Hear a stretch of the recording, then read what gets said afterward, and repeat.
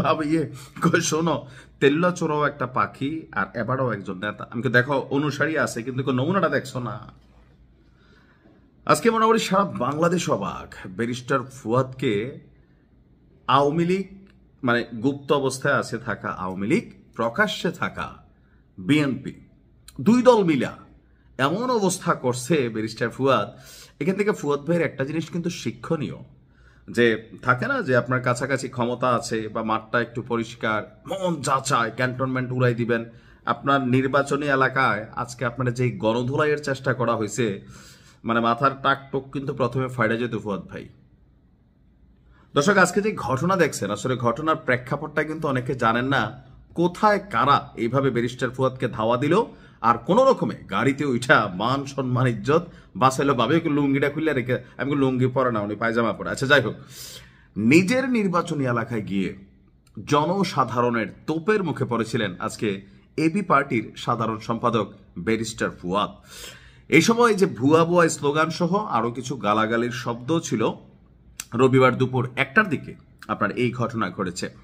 রহমতপুর, বাবুগঞ্জ, মুলাদি, হিজলা, মানে এই তিনটা এলাকার যে সড়ক আছে, সেই সড়কের আরিয়াল খাঁ নদীর উপর মীরগঞ্জ সেতুর ভিত্তিপ্রস্তর স্থাপন অনুষ্ঠানে গিয়েছিল ব্যারিস্টার ফুয়াদ। মানে নতুন লেতা হয়েছে তো ভিত্তিপ্রস্তরে গেছে, মনে হয় উনি দল ক্ষমতায় আছে, উনি ফান্ডিং করছে, থাকে না, মানে যাই হোক। তো এই সময় ওনার বক্তব্য ছিল কি, স্থানীয়রা চাঁদা চাওয়ার কারণে নাকি সেতুর কাজ স্থগিত ছিল। এখন স্থানীয়রা এই মুহূর্তে কারা? বিএনপি। এরপরই স্থানীয় জনগণ তাকে ঘিরে ভুয়া ভুয়া স্লোগান দেয়। পরিস্থিতি এক পর্যায়ে উত্তপ্ত হয়ে উঠলে দ্রুত দৌড়ে গিয়ে গাড়িতে ওঠেন এবং এলাকা ত্যাগ করেন।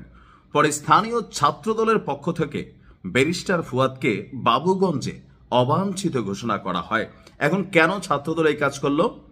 বাবুগঞ্জ উপজেলা ছাত্রদলের আহ্বায়ক যিনি আছেন আতিক ভাই, তিনি বলছেন যে সেতু উদ্বোধনী অনুষ্ঠানে এসে ফুয়াদ বাবুগঞ্জের সাধারণ নাগরিকদের চাঁদাবাজ বলে অপপ্রচার করেছেন। এমনকি চায়না কোম্পানির কাছে চাঁদা চেয়েছেন ফুয়াদ বলেছিল।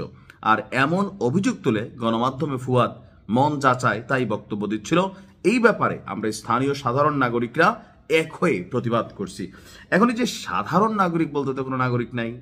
ব্যারিস্টার ফুয়াদ সাম্প্রতিক সময়ে সেনাবাহিনী ক্যান্টনমেন্ট উড়াই দেওয়া, গালাগালি করা, তারপর হচ্ছে বঙ্গবন্ধু শেখ মুজিবকে নিয়ে মন যা চায় তাই বলা, এই যে টেলিভিশন টক শোতে এসি রুমে বৈশা পাকনা পাকনা কথা বলে, বাস্তবতা হচ্ছে এইটা যেটা আজকে ফুয়াদ পাইছে। ক্ষেতের চাক্কা খেতে তোলে লাইলে ভাঙ্গে না, মুসলিম ভাইয়ের বসে ডায়লগটার বাস্তব রূপ নিশ্চয় আজকে ব্যারিস্টার ফুয়াদ দেখছে।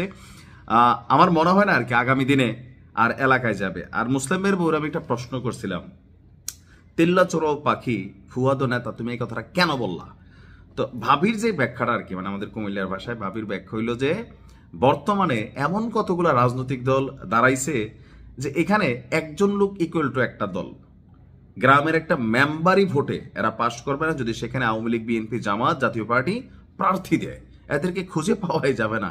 মাঠ পরিষ্কার, মন যা চায় তাই বলা যায়, ক্যান্টনমেন্ট উড়াই দেওয়া বলা যায়, কিন্তু পরিস্থিতি বদলাইলে সবার আগে আবারও গুপ্ত অবস্থায় গিয়া লুকাই যাবে ফুয়াদরাই। ভালো থাকুন, আসসালামু আলাইকুম।